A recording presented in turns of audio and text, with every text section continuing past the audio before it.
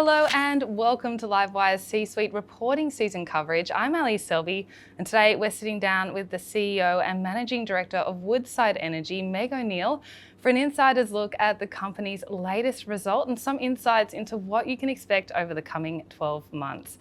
Thanks so much for joining us today, Meg. Thanks for having me on the program. Let's get into that result. What are some of those key figures that you think investors need to be aware of? It was a really strong result, and I always like to start with our operational performance. So in the first half of the year, we produced 89 million barrels of oil equivalent, a really strong production result, underpinned by outstanding LNG performance. So our LNG operated assets had 98% reliability, which is world-class. Now, when we start looking at the dollars and cents, we reported net profit after tax of $1.9 billion, underlying net profit after tax of $1.6 billion, and that's the basis that we use to underpin our dividend. Let's talk about that dividend. You announced a dividend of US 69 cents per share at an 80% payout ratio. The market was expecting around 52 cents per share. Why did you choose to pay out that higher dividend rather than maintain those funds for CapEx? And do you expect to maintain that payout ratio in the future? We know many of our shareholders value the dividend that we pay. The dividend is fully franked, and so at 69 US dollars per cent, you convert that to Aussie dollars, it's close to $1 Aussie with those franking credits. And we know our Australian investors particularly value those cash returns that we're able to provide. When we think about the payout ratio, we do quite a bit of forward modeling, looking at our expected operating cash flow, our investment profile, and we make a decision around what payout ratio we want to achieve in the period. When we look at the strength of the balance sheet, gearing is still very modest at 13%. We have access to quite a bit of liquidity to cover our forward capital spend.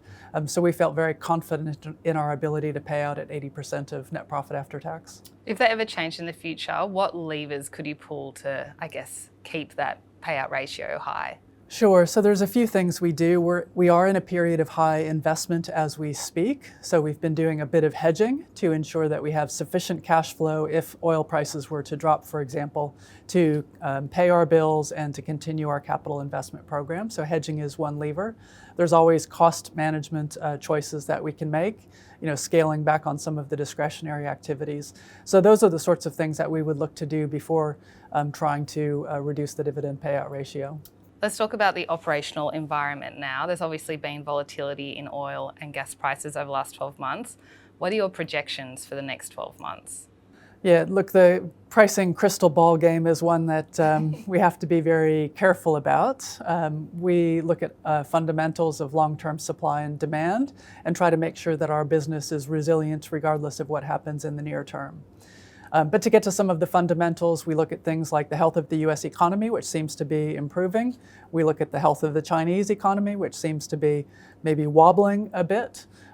We look at geopolitical factors, which often have a significant effect on oil and gas supply. So things like the war in Europe, the conflict in the Middle East, those can have a significant effect.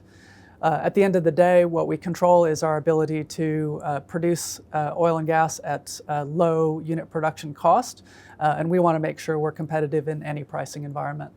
There were a couple of big milestones in the period. You delivered first oil at Sangomar, and Scarborough is now 67% complete. What are some of the next big milestones for those projects?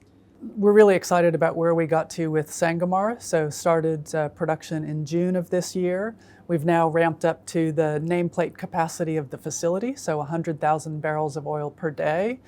Really fantastic to hit that peak rate in less than a month after first oil. So the key at this point in time is going to be to get the rest of the facility up and running. We've got water injection, for example, which helps keep the pressure high in the reservoir and helps keep those production rates up. So we do have a bit of commissioning work, but the bulk of the project activity is behind us. For Scarborough and Pluto Train 2, two-thirds complete. That project is on track for first LNG in 2026. Quite a bit of construction to finish, and then we'll be moving into the commissioning phase. So very excited to see a mega project like Scarborough come together. Cost blowouts have been a major theme this reporting season. Woodside, however, managed to reduce unit production costs by 6%. How did you do that? Look, there's no silver bullet to cost reduction. It's a lot of hard work on a lot of different fronts. Our operations team and the engineers who support them have been doing really diligent work looking at where exactly we spend our dollars, how do we get the balance right and make sure that the dollars we're spending on maintenance and integrity work is spent effectively and spent on addressing the critical issues. So no silver bullets, but a lot of really fantastic work across the organization to deliver that 6% drop in unit production cost. There's been quite a lot of media about the two acquisitions that Woodside recently announced in the US. The market really didn't like them. What do you think the market's getting wrong? I think there was a surprise factor. We've been very transparent for a while about our desire to grow our LNG position and particularly to expand in North America. We've also been really clear about our intention to develop ammonia projects as a pathway to lower carbon molecules that the world can use as it decarbonizes. What I think the market reacted to was the surprise about two acquisitions and two acquisitions in relatively close succession. When we look at the fundamentals of those two opportunities, we have confidence we'll be able to meet our capital allocation framework investment return targets with both of them.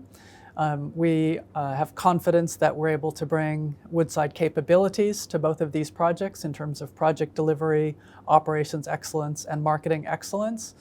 So I think the market will be very pleased in a few years' time that we've made these acquisitions, but there was a bit of a surprise factor. Will there be a little bit of pain over the next few years and while you are transitioning those projects?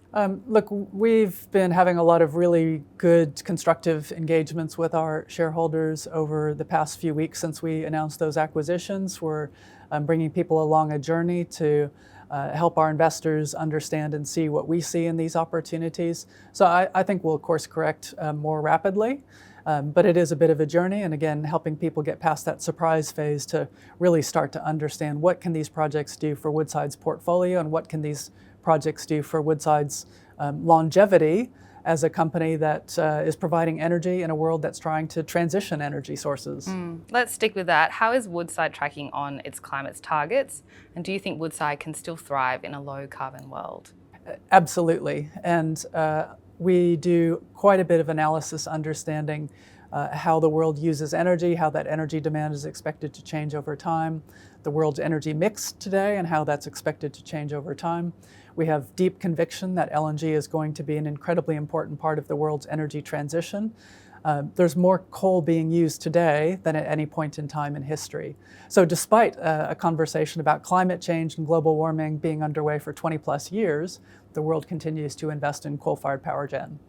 LNG is the quick solution to help those developing nations in particular have reliable and affordable energy while cutting emissions. Now, part of why we made this acquisition of a clean ammonia project in Texas is for the advanced economies that are ready to start using some of these lower carbon molecules like ammonia in their power mix. We want to be able to supply those. So I think we're extraordinarily well positioned for the future. Well, thank you so much for your time today, Meg. It was a pleasure to talk to you all about your result. Thank you, Ellie. If you enjoyed that too, don't forget to subscribe to Livewire's YouTube channel. We're adding so much great content just like this every single week.